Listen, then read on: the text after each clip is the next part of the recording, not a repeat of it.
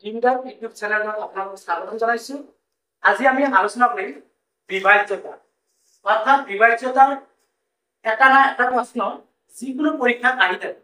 আজি আমি সেই বিভাজ্যতা কেনেকৈ আমি সব প্ৰভাৱ উলিয়াব পাৰি তাৰ বিষয়ে ভিডিঅ'টোত আমি আলোচনা কৰিম। গতিকে কলম নকৰি ভিডিঅ'টো আৰম্ভ কৰিছো। চোৱা বিভাজ্যতা মানে এতিয়া কিছুমান পইণ্ট আমি মনত ৰাখিম। মই এটা এটা প্ৰশ্নৰ সৈতে আপোনালোকক বুজাই যাম। প্ৰশ্ন নম্বৰ 1 2 3 আৰ 9 এৰ তলৰ কোনবোৰ বিভাজ্যতা পৰীক্ষা কৰা অৰ্থাৎ 2 3 5 আৰু 9 2 3 5 আৰু 9 এৰ এই যে তলৰ নাম্বাৰ এটা লিখি দিছো কোনকেইটা নাম্বাৰত বিভাজ্য হয় এটো আমি পৰীক্ষা কৰিম। এতিয়া আমি এটা এটা পয়েন্ট আলোচনা কৰিম। পয়েন্ট 2 2 বিভাজ্যতা আমি মনত ৰাখিব লাগিব। 2 বিভাজ্যতা কি যদিহে কোনো এটা সংখ্যাৰ এক স্থানত পূৰ্ণ আৰু যুগ্ম সংখ্যা থাকে। যুগ্ম সংখ্যা কি কি 2 4 6 8 এইকেইটা যদি সংখ্যা থাকে এক স্থানত তেতিয়াহ'লে এই সংখ্যাটো 2 এৰে বিভাজ্য হয়। এতিয়া চোৱা ইয়াত এক স্থানত কি 3 গতিকে এইটো 2 এৰে বিভাজ্য নহয়। এক স্থানত কি 5 2 এৰে বিভাজ্য নহয়। এক স্থানত কি আছে 2 আছে গতিকে এইটো কি 2 এৰে বিভাজ্য হয়। নিশ্চয় বুজি পাইছে আপোনালোকে। এইবাৰ চোৱা এক স্থানত কি আছে 3 আছে গতিকে এইটো 2 এৰে বিভাজ্য নহয়। ইয়াৰ এক স্থানত কি আছে 6 গতিকে 2 এৰে বিভাজ্য হয়। আৰু ইয়াৰ এক স্থানত কি আছে 4 গতিকে 2 এৰে বিভাজ্য হয়। মনত থাকিবনে? অৰ্থাৎ 2 এৰে বিভাজ্য হ'ব লাগে আমি কি চাম যে এক স্থানত 0 2 4 6 8 0 2 4 6 8 থাকিলে সেই সংখ্যাটো 2 এৰে বিভাজ্য হয়। এবাৰ আমি চাম 3 বিভাজ্য অর্থাৎ কোনো একটা সংখ্যার যোগফল যদি 3 এর বিভাজ্য হয় তেতিয়াহলে সেই সংখ্যাটো 3 এর বিভাজ্য হয়। যেনেকা মই একটা নাম্বার দিছো তোমালোকক 4 2 5 এই সংখ্যাটো 3 এর বিভাজ্য হয় না নহয় আমি কেনেকৈ পৰীক্ষা কৰিম। এই সংখ্যাটো আমি কি কৰিম যোগ কৰিম। যোগ কেনেকৈ কৰিম 4 + 2 + 5 is equal to 4 + 2 মান 6 6 + 5 মান 11 গতিকে 11 তো আমাৰ যদি 3 টেবুলটো মনত থাকিব 3 টেবুল 11 আছে জানো নাই গতিকে এই সংখ্যাটো কি হ'ল 3 এর বিভাজ্য নহয়। অৰ্থাৎ আমি এক নম্বৰটো ধৰি লও এটো বিভাজ্য নহয় অৰ্থাৎ এই নাম্বাৰটো বিভাজ্য নহয়। এতিয়া আমি ইয়াৰ এক নম্বৰ কি দিয়া আছে এক নম্বৰ নাম্বাৰটো দিয়া আছে 4 2 5 3 4 2 5 3 এইকেইটা আমি যোগ কৰি চাম 4 2 কিমান হ'ব 4 2 6 6 + 5 11 11 + 3 11 + 3 14 অর্থাৎ 14 টো যেহেতু 3 টেবুলত নাই গতিকে এই সংখ্যাটো 3 এর বিভাজ্য নহয়। এবাৰ আমি দুই নম্বৰটো চাম 1 + 8 1 + 8 কিমান 9 9 + 9 কিমান 18 18 + 3 কিমান হ'ব 18 + 3 21 21 + 5 26 গতিকে এই সংখ্যাটো 3 এর বিভাজ্য নহয়। এবাৰ আমি এইটো চাম 1 + 2 3 3 + 1 4 4 + 2 6 6 + 3 9 9 + 2 11 11 + 3 14 14 + 2 16 গতিকে এই সংখ্যাটো কি হ'ল 3 এর বিভাজ্য নহয়। 8 + 5 7 কিমান হ'ব 15 15 + 5 20 20 + 3 23 23 + 9 কিমান হ'ব 23 + 9 32 32 + 7 32 + 7 32 + 7 39 39 + 3 42 আৰু 42 টো কি 3 টেবুলত আছে অৰ্থাৎ 3 * 14 আমি কি পাম 3 * 14 42 অর্থাৎ যদি এই 42 টো 3 টেবুলত আছে গতিকে এই সংখ্যাটো কি আছে 3 টেবুলত আছে। এই সংখ্যাটো কি আছে 3 টেবুলত আছে অর্থাৎ 3 এর এই সংখ্যাটো বিভাজ্য হয়। এবাৰ আমি এটো প্লাস দিছাম 3 + 3 6 6 + 3 9 9 + 6 15 15 + 6 21 21 + 6 27 27 টো 3 টেবুলত আছে গতিকে এই সংখ্যাটো 3 এর বিভাজ্য হয়। ঠিক কেনেকৈ আমি এটো লব পাৰিম 7 + 8 15 15 + 5 20 20 + 6 26 + 3 29 29 + 4 33 33 টো কি আছে 3 টেবুলত আছে অৰ্থাৎ এই সংখ্যাটো কি হয় 3 এৰ বিভাজ্য হয়। বুজি পাইছে আপোনালোকে 2 আৰু 3 কেনেকৈ আমি বিভাজ্য ওলাম বুজি পাইছে আপোনালোকে নিশ্চয় বুজি পাইছে। এইবাৰ আমি আলোচনা কৰিম 5 5 বিভাজ্য ইয়াত যে প্ৰশ্নৰ 5 আছে এই সংখ্যাটো 5 বিভাজ্য হয় নে নহয় 5 বিভাজ্য হয় নে নহয় এই সংখ্যাটো অৰ্থাৎ 5 বিভাজ্য হ'ব লাগিলে এক স্থানত শূন্য আৰু 5 থাকিব লাগিব শূন্য আৰু 5 থাকিব লাগিব এক স্থানত যদি শূন্য আৰু 5 থাকে কোনো এটা সংখ্যা এক স্থানত যদি শূন্য আৰু 5 থাকে তেতিয়া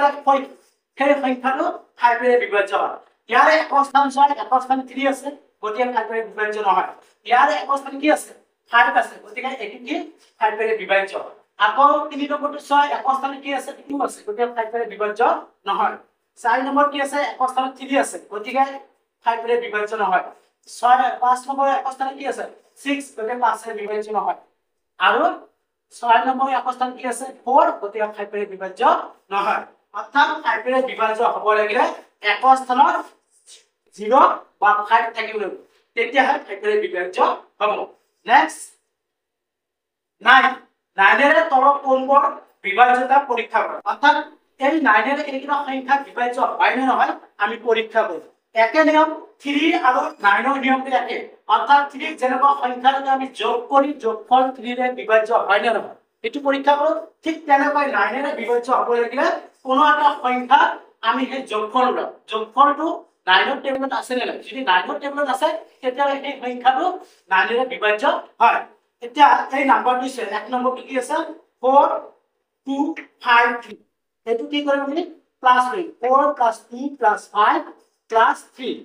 মান হ'ব 4 + 6 2 6 6 + 8 14 14 to 9 কোনো নাই গতিকে এটো 9 ৰে বিভাজ্য নহয় ঠিক তেনেকৈ আমি প্লাস কৰি চাম প্লাস কৰি কিমান পাম 1 + 8 9 9 + 9 18 18 20 25 25 9 টেবুলত নাই গতিকে 9 ৰে বিভাজ্য নহয় ঠিক তেনেকৈ আপোনালোকে একদম উলাই ল'ব মই এটা উলাই দেখাইছো 8 + 7 15 15 + 5 20 20 + 3 28 28 + 9 sorry 20 + 3 23 23 + 9 23 + 9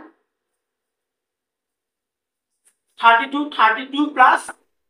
7 32 + 7 কিমান হ'ব 39 39 + 3 42 42 to 9 টেবুলত আছে জানো নাই গতিকে আমি এটো চাও 3 3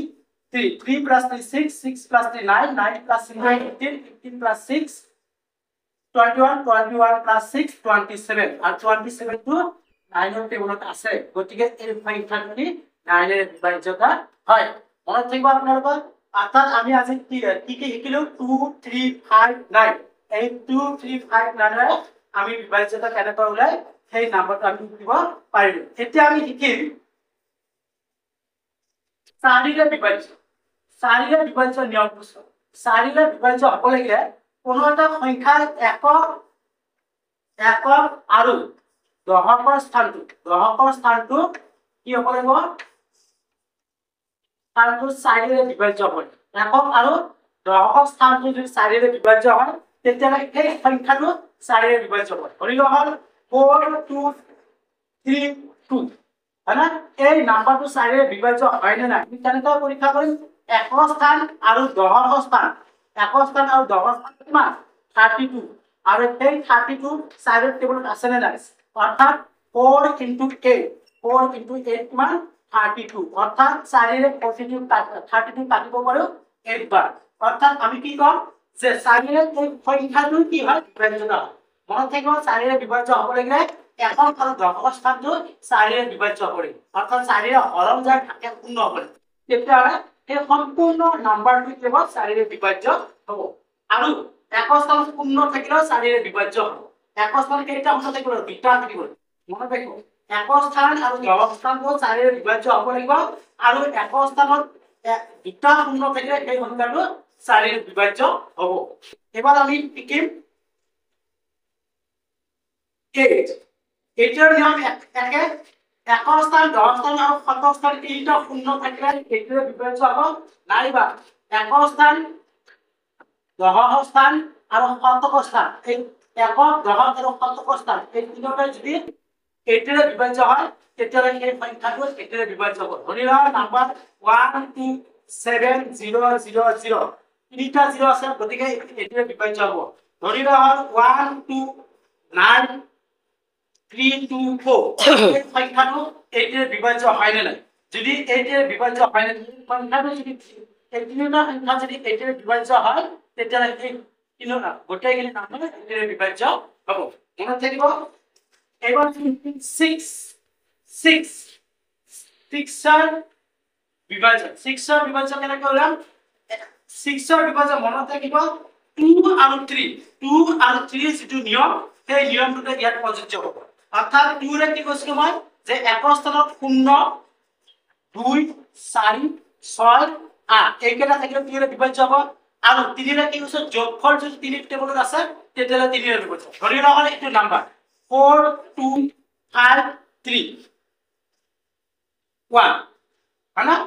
এই নাম্বাৰটো চোৱা 4 2 6 6 plus 5 11 11 plus 3 14 14 plus 1 15 15 to 3 টেবুলত আছে 3 ৰে বিভাজ্য হয় কিন্তু 6 ৰে বিভাজ্য নহব কিয়নো এই সংখ্যাটো 2 ৰে যাব লাগিব 3 ৰে যাব অৰ্থাৎ 3 ৰে বিভাজ্য আছে কিন্তু 2 ৰে বিভাজ্য হোৱা নাই যদি আমি ইয়াত 4 বহাই দিম 4 বহালে এই সংখ্যাটো কি মান হ'ব যুগ্ম গতি যুগ্মটো 2 ৰে হয় নে নাই 2 ৰে বিভাজ্য হ'ব আৰু এইটো যোগ কৰি চোৱা এবাৰ 4 plus 2 6 6 plus 5 11 11 plus 3 14 14 plus 4 18 18 to 3 টেবুলত আছে গতিকে এই সংখ্যাটো 2 ৰে বিভাজ্য 3 ৰে বিভাজ্য গতি 2 আৰু 3 ৰে বিভাজ্য হয় একেটা নাম্বাৰ 6 ৰে বিভাজ্য হয় মনত থাকিব আপোনালোকৰ আজিলৈ এইখিনিতে ধন্যবাদ